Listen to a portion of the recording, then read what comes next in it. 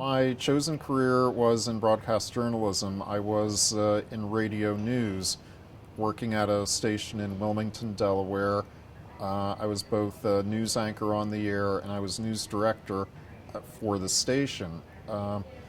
Sometime in the 1990s was the first time I noticed that my voice was deteriorating somewhat, and it was particularly evident because, as you can imagine, as a radio news anchor, I was really using my voice every day on the air. I think, like a lot of people, I thought this must be all in my head. I can take care of this.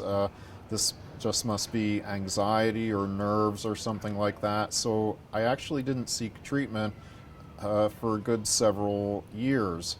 I decided on my own to leave broadcasting, transitioned into another career, and I feel quite fortunate in that, but it did precipitate my leaving what was my first choice and frankly my first love as far as a career goes. I first went to my general practitioner and I didn't have an ears, nose, throat doctor, so I asked for a referral, which he gave me. So at that point I saw the ears, nose, throat doctor, and I was initially diagnosed with muscle tension dysphonia and silent gastric reflux, which are two very common misdiagnoses as far as spasmodic dysphonia goes.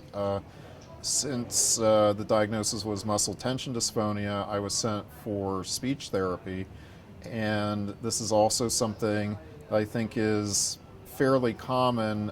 It was the speech therapist, after working with me just a very short time, she was the one who said to me, I'm afraid I won't be able to help you too much.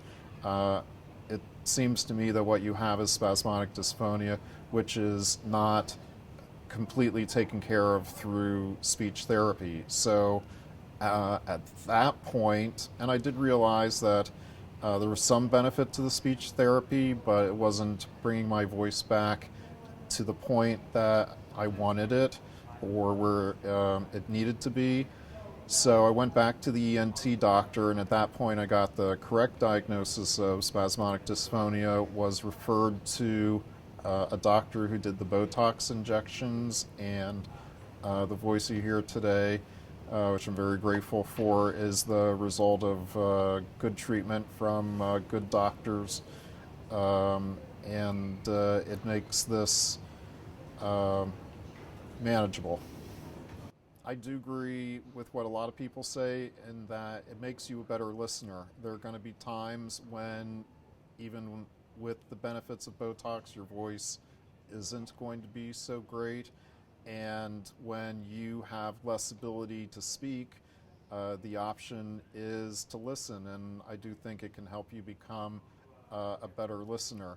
I am a member of the NSDA because of how much the NSDA has done for me. I went to my first symposium in 2009, which even though I was getting treatment for spasmodic dysphonia and was going to a doctor's office where there were other patients, it was really the first time that I was in another room, another setting with a lot of other people who had SD. And that was just such an incredible experience. Sometime after that, a support group started in my local area, so I was able to meet with people who have spasmodic dysphonia several times a year, which is also a wonderful thing. And it's one of the three pillars of the mission of the NSDA, and that is support. And without the NSDA, a lot of these support functions, frankly, wouldn't exist. So I'm a member of the NSDA to make sure that this organization continues to exist and to provide these services to people with SD that it's been doing now for over 25 years. And also because the NSDA funds the research that's going into finding causes, treatments, and who knows, maybe one day even a cure to eradicate SD. So it's for those reasons I'm a member of the NSDA.